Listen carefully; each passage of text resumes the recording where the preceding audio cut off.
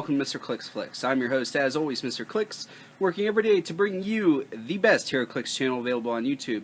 And today's video is a battle report of my venue's Deadpool Winter Brick Tournament.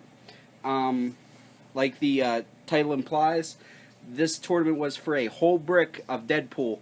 My venue does, for 5-figure booster releases, a Winter Brick tournament, as long as there's enough interest, and there almost always is, get 10-15 people in, and basically first prize gets a brick, and then the other brick gets divided up between the second, third, and fellowship. So they're giving away a whole case, so really good job to them. My home venue is New Dimension Comics in Cranberry, so if you guys are ever in the area, maybe you'll be able to catch me and play me that day. But, so, anyway, this is the team that I used to win the tournament. And if you guys want to see what I pulled in that brick, go ahead and look through. I posted a unboxing video of that. But the build was 300 points, modern age, had to be all Marvel figures. So didn't have to live in fear of Highfather or anything like that. And we were told before the tournament to, quote-unquote, bring the cheese. So that's what I did.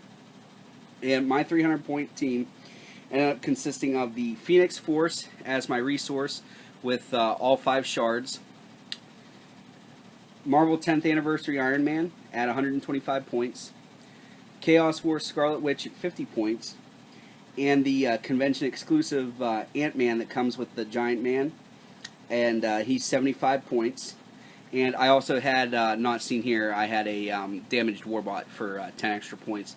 And I was a little underbuilt. I was at 296. I was going to run the Shield ATA on Iron Man, but it wasn't working out. And I wanted to run Secret Avengers on these guys, but I just didn't have enough points in the build, even if I took out the damaged Warbot. So, the Phoenix shards were assigned as such, where Scarlet Witch got the Emma Frost shard, Iron Man got the Cyclops shard, and Ant-Man got the Colossus shard, with the Namor fragment being on the base that everybody could use.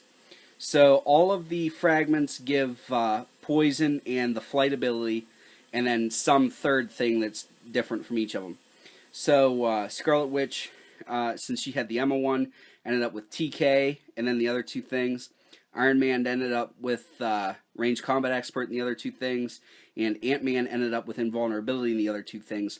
And the Namor fragment gave everybody on my team the Avengers, Defenders, and X-Men team ability. So, basically, with the Emma fragment on Scarlet Witch, I ended up getting the 75-point Scarlet Witch for the 50-point price tag, so that was good. Range Combat Expert to make Iron Man a little more potent, and Invulnerability because this Ant-Man is vulnerable to poison. He has a really high defense, but you don't have to roll to deal poison damage, so that protected him. So, the idea of this team was defense wins championships, okay? So, the idea was to use the Defender's team ability, which replaces an adjacent friendly character's unmodified defense with another adjacent character's defense. So Ant-Man has 20 defense, friendly character, everybody ends up with a 20 defense, and because of the number of shards that were still attached to my resource, everybody got an additional +1 of their defense from the resource, so everybody started the game without any perplexes or anything with a 21 defense, which is just ridiculous. And if you can't figure that out, everybody had a hard time hitting me all tournament. There was only really 2 matches where people were able to hit me, and even then it was only once or twice. And the Iron Man was on here just to give me a little bit of protection from other players that were going to run resources. That way, if nothing else, maybe he'd be the last guy standing, you know, be able to take out a couple other people. So that was the idea. The idea of this team was defense wins championships. So now that I explained all that stuff, I'm going to go ahead and tell you guys who I ended up playing against and how it went. So my first match, I ended up going against one player that ran the stealth suit Iron Man LE from Invincible Iron Man, and the stealth suit Iron Man from the main set. And he also ran what's her name? Rescue. All right, so he had a Stark Industries themed team. Didn't run a resource or anything, and my defense carried me through. He KO'd my damaged Warbot to get 10 points, but that's all he got. I don't. No, he did manage to, because he used Pulse Wave, and he damaged Iron Man and Scarlet Witch, but not Ant-Man. So I think he dealt one click. Yeah, Iron Man and Scarlet Witch each took one click, and I ended up pushing Scarlet Witch to get back the Prob and Perplex. So that's how that match went.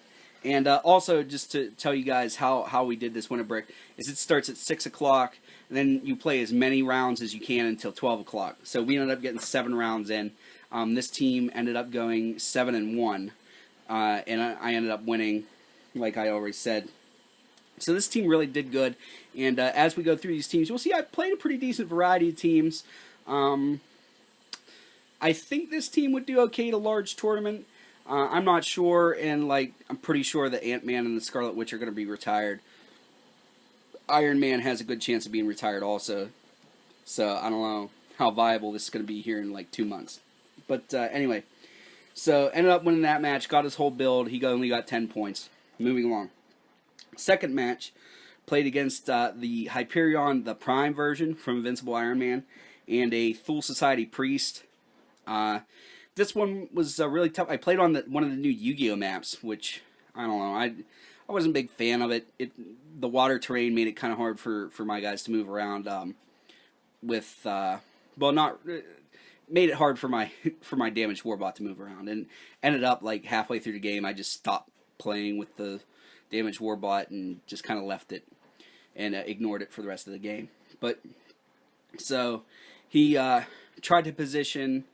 My opponent ended up realizing that at some point he was going to have to try to make an attack, and what I was doing was I was using Scarlet Witch to perplex up Ant-Man's defense and Iron Man to perplex up his own defense, so that and then I would have Iron Man carry Ant-Man and Scarlet Witch and place them in front, so that he had to get through 23 defense, which obviously is really hard. Even with the 12 attack that Hyperion Prime was bringing, he had to roll 11. So he was a little hesitant about it, but he ended up coming in, overextended a little bit, missed, and then I Psy Blasted him for 4, crippled him, pushed to do it again the next turn, and then that was pretty much it. And I think he limped along for maybe 1 or 2 more turns before I KO'd him. He didn't KO anybody other than my damaged Warbot. I lost that damaged Warbot every game. It was pretty much just an auto giveaway of 10 points, but I didn't want to come in severely underbuild and hose people in the standings. So for my third match, it was actually one of my tougher matches of the night. I would say it's probably the top 3, in the top 3 the hardest matches I had for the evening. I actually played against E-Mouse on the Realms, if you guys have ever seen him on there. So it's pretty cool to get to meet him. But his team was Phoenix Buster Iron Man, Chaos Wars, Tony Stark, Ant-Man from Chaos Wars, but it's the 43-point version that's Eric O'Grady.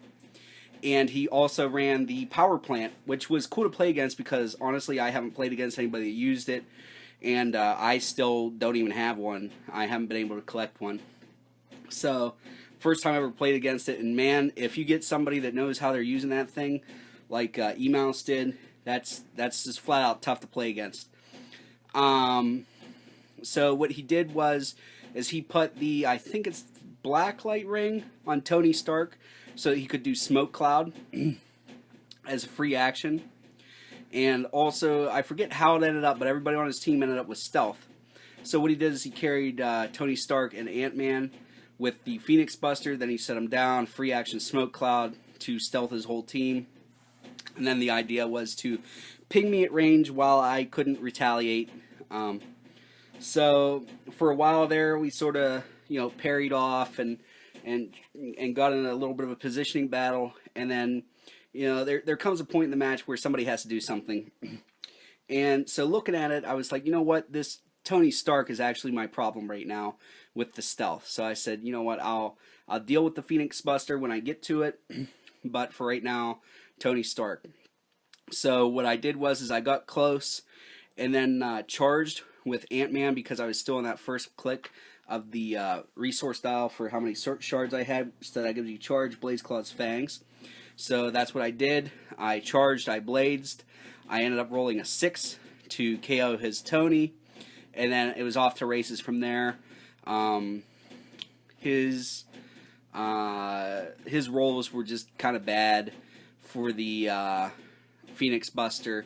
I think he needed, what do you have, an 11, and he was pulse waving to, or no, he didn't pulse wave until the very end because he was trying not to hit Eric O'Grady. So he was just trying to attack, wasn't quite hitting. So I ended up, again, only losing my damaged Warbot. But really tough match. That one could have gone either way with just a couple little things. He tried to hit me with I think it's the Disintegration Beam, where it would have gotten rid of, it's either a fragment or the whole resource. So if he would have nailed me on that one, this team doesn't really, I mean, it would have done okay on its own, but it would have been a major uphill battle. So ended up winning that one.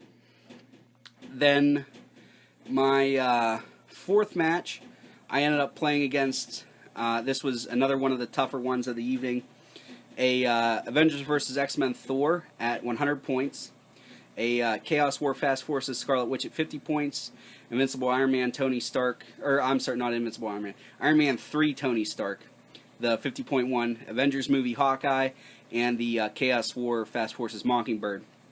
Avengers theme, really tough. That AVX Thor is just ridiculous, and the guy that played it also really knows how to use that Avengers movie Hawkeye, the 75-point version. So, really dangerous team. I won map roll, but I made a mistake in picking the map and gave him way too much blocking terrain. So, I don't even remember the map exactly, but I just remember way too much blocking.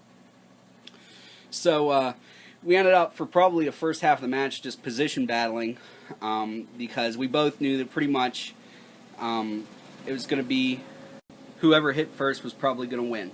So I ended up charging in, and then thought better of it and fell back.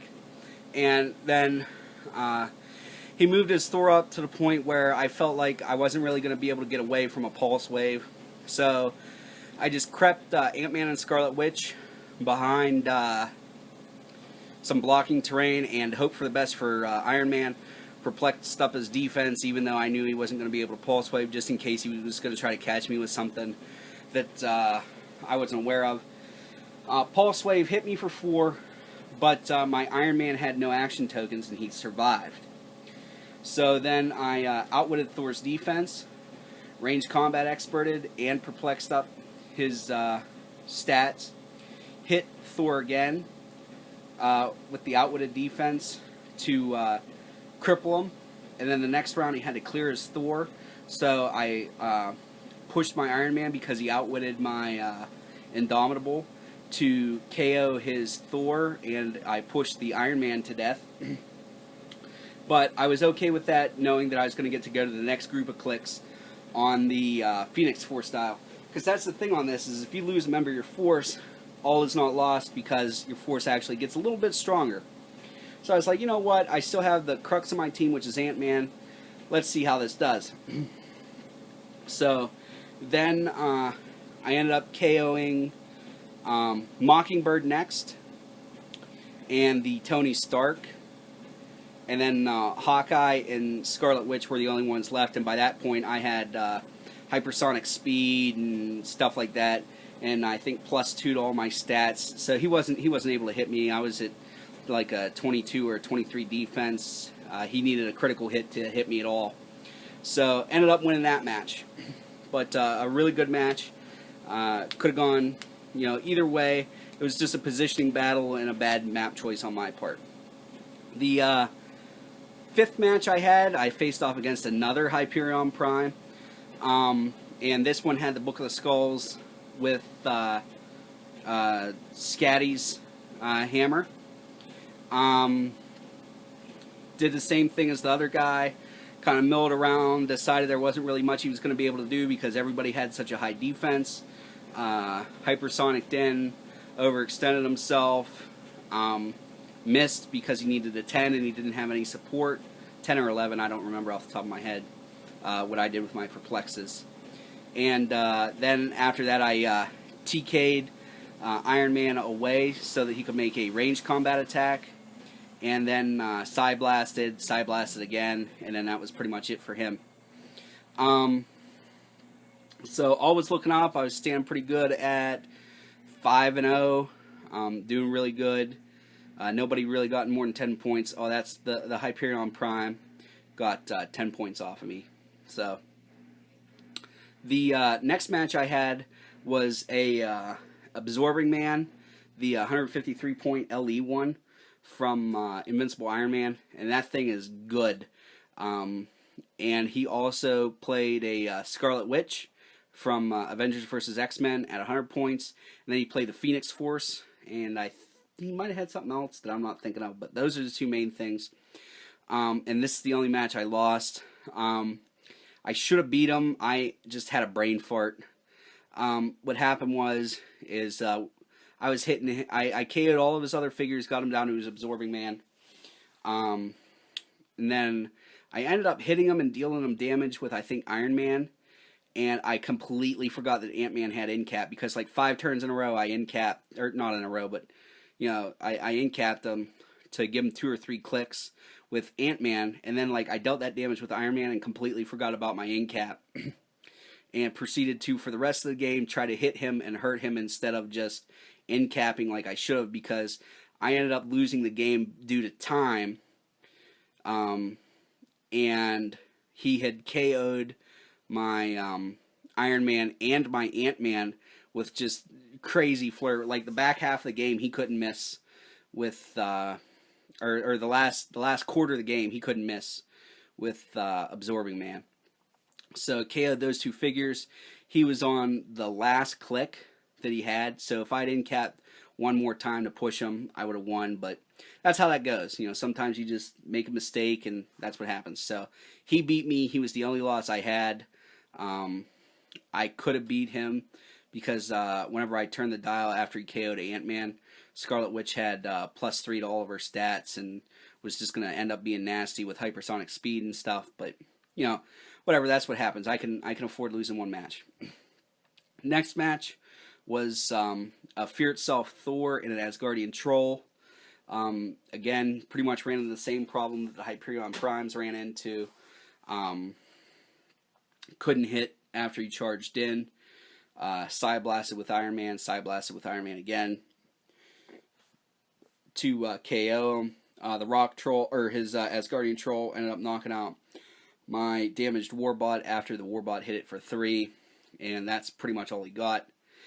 And then my last match was against a White Phoenix Hope from Avengers vs. X-Men and Lee Kun the Thunderer. So it was martial arts themed team.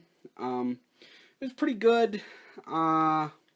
Again, just had trouble hitting. My defense was astronomical. Everybody all day, I think the least anybody needed to hit me was a 10. And I had Scarlet Witch's prob and some theme team prob. So it was just issues for everybody. Again, I think he managed to... No, he got an attack off, but he didn't hit me. But he did KO my damaged Warbot again, so he got 10 points. Like I said at the beginning of the video, ended up giving up that 10 points pretty much all day. But didn't KO anybody on my team. I don't think he even really hit anybody. He just kind of kept White Phoenix Hope back, hoping to be able to hit me from range, and then tie me up with Lee Kung. And it would have worked, but I was able to hit with Iron Man to KO Lee Kung, and then just Psy Blasted the bejesus out of White Phoenix Hope for the win. So like I said, went 7-1, and just had a really good time. Ended up winning my brick. Did a video on it, and just really awesome team. I like it a lot. Maybe you guys will be able to run it yourself. Give me some thoughts on what you think about it. But that's all I have for you guys today. Please make sure to like, comment, and above all, subscribe so that you can be one of the first to view my Heroclix videos as they become available. Until next time, please remember that it's only critical miss if you don't have probability control.